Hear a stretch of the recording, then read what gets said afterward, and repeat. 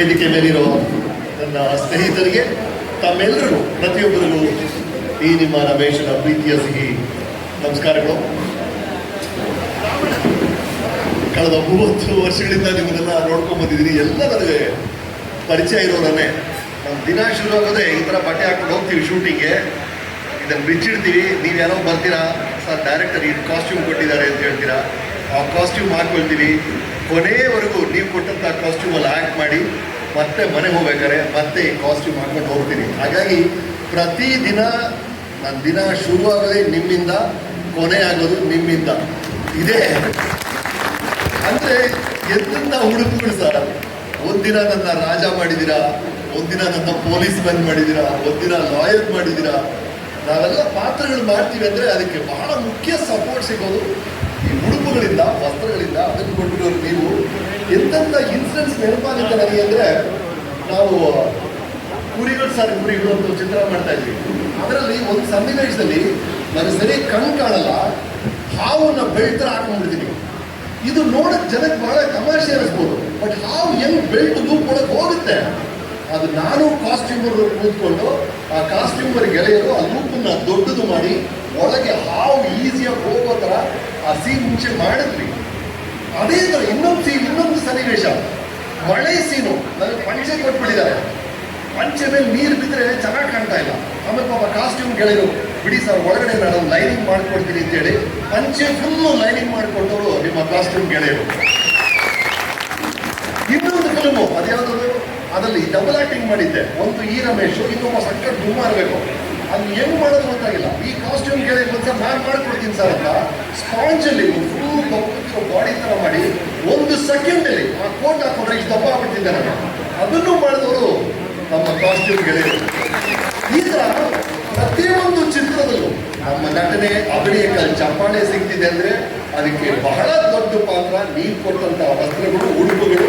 ನೀವೆಲ್ಲರಿಗೂ ಪ್ರತಿಯೊಬ್ಬರಿಗೂ ಧನ್ಯವಾದಗಳು. ಇವತ್ತು 35 ವರ್ಷಗಳನ್ನು ನಿಮ್ಮ ಯೂನಿಯನ್ ಸಂಭ್ರಮಿಸಿದೆ. ಅಂಡ್ ಇದು ಈ ಕಾರ್ಮಿಕರ ದಿನ ನಡೀತಾ ಇರೋದು ಬಹಳ ಅದ್ಭುತವಾದ ವಿಷಯ. ನಮ್ಮ ಹಿರಿಯರು ಏನು ಮಾಡೋದು ಅಂದರೆ, 2 ಪದಗಳಲ್ಲಿ ದೊಡ್ಡ ದೊಡ್ಡ ಸತ್ಯಗಳನ್ನು ಹೇಳ್ಬೋದು.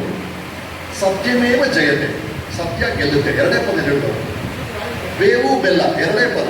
ಲೈಫ್ ಅಂದರೆ ಬೇವು ಬೆಲ್ಲ. ಒಂದಿನ ಕೈಯಲ್ಲಿ ದುಡ್ಡು ಇರುತ್ತೆ, ಒಂದಿನ ಕೈಯಲ್ಲಿ ದುಡ್ಡೇ ಇಲ್ಲ, ಅಡ್ಜಸ್ಟ್ ಮಾಡ್ಕೊಂಡು ಹೋಗ್ಬೇಕು. ಅದೇ ಥರ ಇನ್ನೂ 2 ಪದಗಳು, ಕಾಯಕವೇ ಕೈಲಾಸ. ಅದಕ್ಕಿಂತ ಒಂದು ಫಿಲಾಸಫಿನೇ ಇಲ್ಲ. ಕಾಯಕವೇ ಕೈಲಾಸ ರೀ.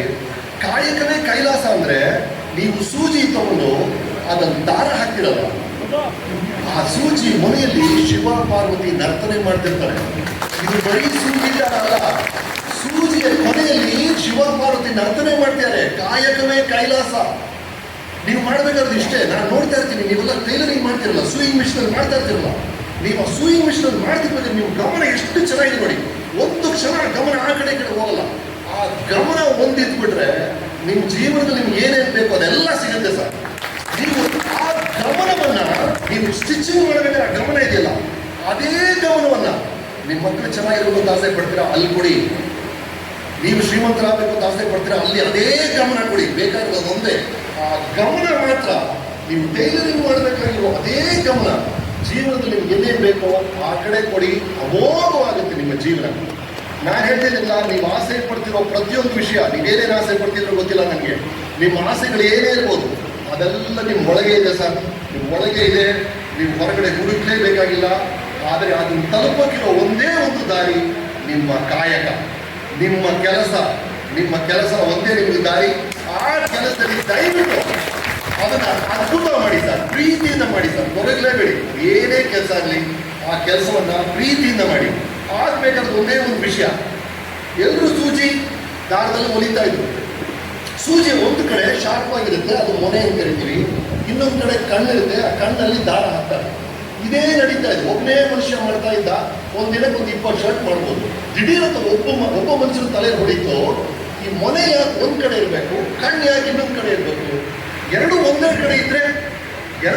ಕಡೆ ಇದ್ರೆ ಮಿಷಿನ್ ಈ ಕಡೆ ಹಿಡಿಬೋದು. ಆವಾಗ ಟೈಲರಿಂಗ್ ಮಿಷಿನ್ ಹುಡುಕು. ಟೈಲರಿಂಗ್ ಮಿಷಿನ್ ಹುಟ್ಟಿದ್ದಕ್ಕೆ ಕಾರಣ ಮೊನೆ ಮತ್ತು ಕಣ್ಣು 2 ಒಂದೇ ಕಡೆ ಇಟ್ಟ ಅವನು. ಇಷ್ಟು ದಿನ ಉಲ್ಟಾ ಇತ್ತು. ಅದು ಒಂದು ಮಾಡಿದಲ್ಲಿ ಸೂಯಿಂಗ್ ಮಿಷಿನ್ ಬಂತು, ಒಂದಿನಕ್ಕೆ 1000 ಶರ್ಟ್ ಹೊಲಿಯುವಂತ ಶಕ್ತಿ ಬಂತು. ನಾನು ಏನ್ ಹೇಳ್ತಾ ಇದ್ದೀನಿ ಅಂದ್ರೆ, ಒಂದು ವರ್ಷ ಹೀಗೇ ನಡೀತಾ ಇರುತ್ತೆ, ಇದನ್ನೇ ಮಾಡ್ತಾ ಇರ್ತೀವಿ. ಬೇಕಾಗಿಲ್ಲ, ಉಲ್ಟಾ ಯೋಚನೆ ಮಾಡಿ. ನಿಮ್ಮ ಜೀವನವನ್ನ ನೀವು ಮಾಡ್ತಾ ಇದ್ದದನ್ನೇ ಮಾಡ್ತಾ ಇದ್ರೆ ನಿಮ್ಮ ಜೀವನ ಹೇಗೆ ನಡೀತಾ ಇದೆಯೋ ಹಾಗೆ ನಡೀತಾ ಇರುತ್ತೆ. ಏನೋ ಒಂದು ವ್ಯತ್ಯಾಸ ಮಾಡಿದ್ರೆ ಜೀವನದಲ್ಲಿ ವ್ಯತ್ಯಾಸ ಆಗುತ್ತೆ.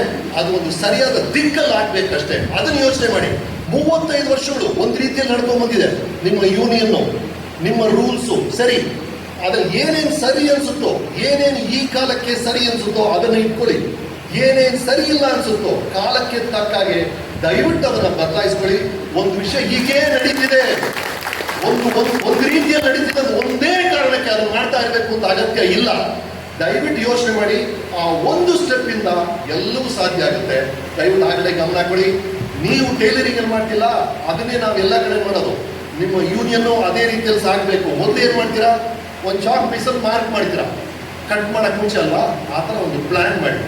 ಆಮೇಲೆ ಏನ್ ಮಾಡ್ತೀರಾ, ಕತ್ರಿಯಲ್ಲಿ ಕಟ್ ಮಾಡ್ತೀರಾ, ಬೇಡದಿರೋದೆಲ್ಲ ಬಿಸಾಕ್ತೀರಾ. ಆ ಥರ ಅಗತ್ಯ ಇಲ್ಲದೇ ಇರೋ ವಿಷಯಗಳನ್ನ ಕಿತ್ತು ಬಿಸಾಕಿ. ಅಗತ್ಯ ಇರೋ ವಿಷಯಗಳು, ನೀವು ಪ್ಯಾಂಟ್ ಹೊಲಿಬೇಕು, ಪ್ಯಾಂಟ್ ಏನ್ ಬೇಕು ಅದನ್ನ ಇಟ್ಕೊಳ್ಳಿ, ಬೇಡದಿರೋದನ್ನ ಕಿತ್ತು ಬಿಸಾಕಿ. ಮೂರನೇದು, ಒಲಿರಿ ಒಲಿರಿ ಒಲಿರಿ, ಜೊತೆಗಿರಿ. ಎಷ್ಟು ಜೊತೆಗಿರ್ತಿರೋ, ಎಷ್ಟು ಸಾಮೂಹಿಕವಾಗಿ ಒಂದು ಚೌಕಾಸಿನ ಮಾಡೋದು ಸುಲಭ ಆಗುತ್ತೆ. ಕಲೆಕ್ಟಿವ್ ಬಾರ್ಗೇನಿಂಗ್ ಅಂತ ಹೇಳ್ತಾರೆ. ಒಬ್ಬ ಹೋಗಿ ಕೇಳೋದಕ್ಕೂ 100 ಜನ ಜೊತೆ ಕೇಳೋದಕ್ಕೂ ಬಹಳ ವ್ಯತ್ಯಾಸ ಇದೆ. ಆಗ ಒಲಿರಿ ಒಲಿರಿ, ಜೊತೆಗಿರಿ.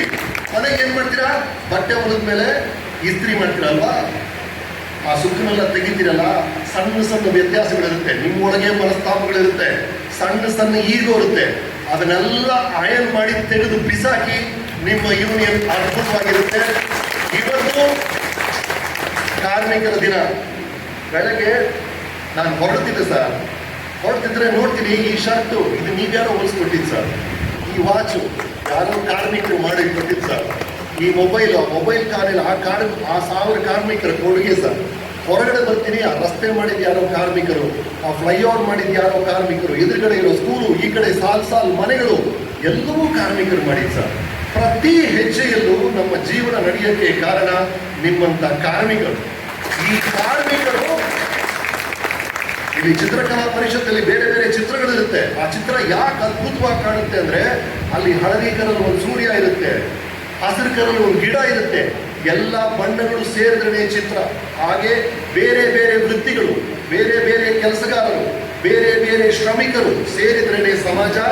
ಹಾಗಾಗಿ ಎಲ್ಲ ಶ್ರಮಿಕರಿಗೂ, ಎಲ್ಲ ವರ್ಗದ ಶ್ರಮಿಕರಿಗೂ ನೀವು ಮಾಡುವಂತ ಕೆಲಸದ ಬಗ್ಗೆ ನನಗೆ ಗೌರವ ಇದೆ, ನನಗೆ ಬಹಳ ಗೌರವ ಇದೆ. ನಿಮ್ಮೆಲ್ಲರಿಗೂ, ಕಾರ್ಮಿಕರು ಎಲ್ರಿಗೂ ಸಲ್ಯೂಟ್.